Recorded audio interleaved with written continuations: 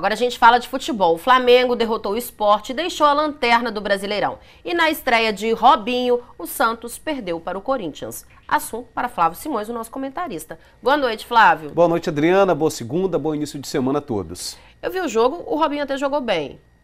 Jogou bem, agora não foi o suficiente. Uma estreia nervosa, mas... não foi o suficiente para vencer o Corinthians. Faltou você dizer também que na estreia do Filipão, ele perdeu, né? Ele perdeu. Foi o clássico lá no sul do estado, o Grenal. E com o mesmo discurso da seleção brasileira. Eu assumo o erro foi meu, a culpa é minha. É o velho Filipão que a gente conhece, né, Adriana? Não vai mudar nunca. Vamos aos gols? Vamos lá. Vamos começar com Santos e Corinthians. O Corinthians venceu o Santos mesmo com a estreia do Robinho. Vamos ver. Em campo, ele se mostrou o Robinho de sempre. Com drible, chute ao gol.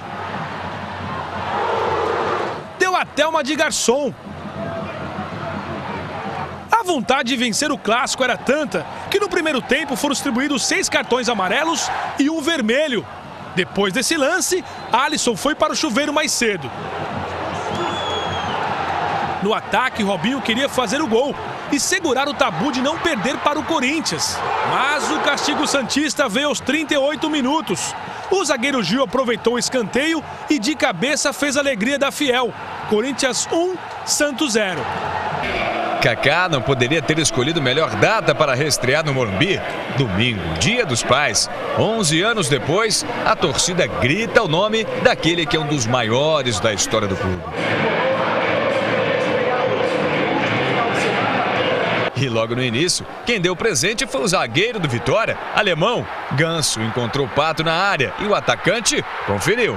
Ainda no primeiro tempo, Allan Kardec recebeu um ótimo passe dentro da área. Driblou o goleiro Wilson e marcou o segundo. Só que na comemoração, Kardec acabou se machucando. E não viu Alexandre Pato mostrar habilidade com um chute perfeito de pé esquerdo.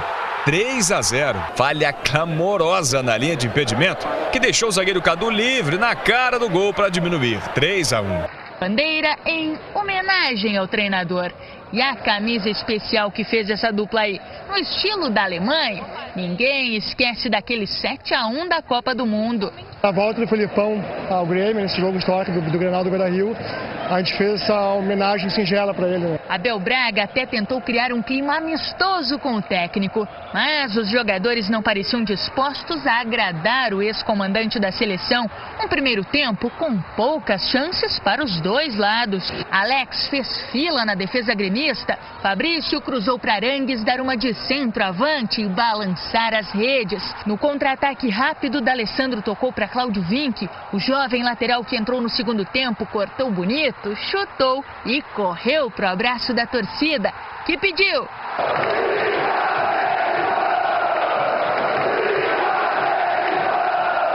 Mais uma derrota do treinador. No estádio Independência, em Belo Horizonte, Diego Tardelli abriu o placar contra o Palmeiras com um belo chute de fora da área. Depois da cobrança de escanteio, Henrique empatou o jogo. Dátolo fez o gol da vitória do time mineiro aos 42 minutos do segundo tempo. No Maracanã, o Flamengo venceu o Sport com um gol de cabeça de Eduardo da Silva. Com o resultado, o time saiu da última colocação, mas continua na zona de rebaixamento. Em Curitiba, o Atlético Paranaense derrotou o Botafogo por 2-0 em mais um jogo com os portões fechados para o público. Cléo fez o primeiro de cabeça. No segundo tempo, Douglas Coutinho driblou o goleiro Jefferson e fechou o placar. Em Chapecó, Santa Catarina, o Figueirense bateu o time da casa e saiu da zona de rebaixamento. Marquinhos fez o único gol do jogo. No futebol do Rio de Janeiro, Adriana, só mesmo o Fluminense que está salvando, porque o Flamengo, mesmo tendo vencido a partida, continua lá. Não, saiu da lanterna, né? Mas é o vice-lanterna do Campeonato Brasileiro. E a parte de cima da tabela, Flávio? O Cruzeiro continua liderando a passos largos, tem 30 pontos. Mas o Inter chegou perto. Chegou perto, está com 28 pontos e o Corinthians, com a vitória em cima do Santos, foi para 27. O Fluminense, que estava na vice-liderança do campeonato, ficou com 26 pontos nessa rodada do Campeonato Brasileiro de Futebol. E agora vamos falar da Série D? Vamos falar da Série D porque tem time capixaba representando o Espírito Santo no Campeonato Brasileiro da Série D. É a equipe do Estrela de Cachoeira de Itapemirim, que neste final de semana jogou contra o Vila Nova de Minas Gerais. O time praticamente mandou no jogo, saiu na frente, fez 1-0, mas acabou cedendo um empate. A gente vai ver agora. O jogo válido pelo Campeonato Brasileiro da Série D foi no sábado em Cachoeiro de Itapemirim, no estádio Sumaré.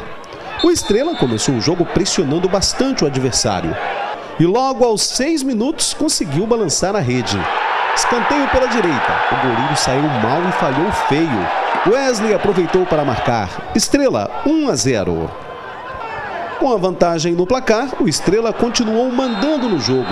O time pressionou muito e por pouco não conseguiu ampliar o placar ainda no primeiro tempo do jogo. O time capixaba seguiu dominando completamente os visitantes. No segundo tempo, o Estrela continuou pressionando. Aos 15 minutos, o atacante Rafael Gomes cruzou e, de cabeça, Ulisses igualou a partida, 1-1. O Estrela ainda tentou o gol da vitória. Teve boas chances, mas o placar ficou mesmo no empate. 1 para o Estrela, 1 para o Vila Nova de Minas Gerais. Quer dizer, perdeu uma excelente chance o Estrela. E como é que fica agora a situação do Estrela na Série D?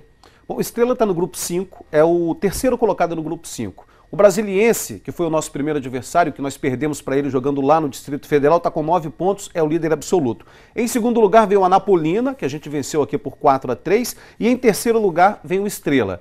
O Anapolina e o Estrela têm 4 pontos, mas no critério de desempate o Anapolina está na frente do Estrela. Depois a gente tem o Itaporã com 3 pontos e o Vila Nova, que a gente empatou nesse final de semana com apenas 2 pontos, é o lanterna do grupo 5.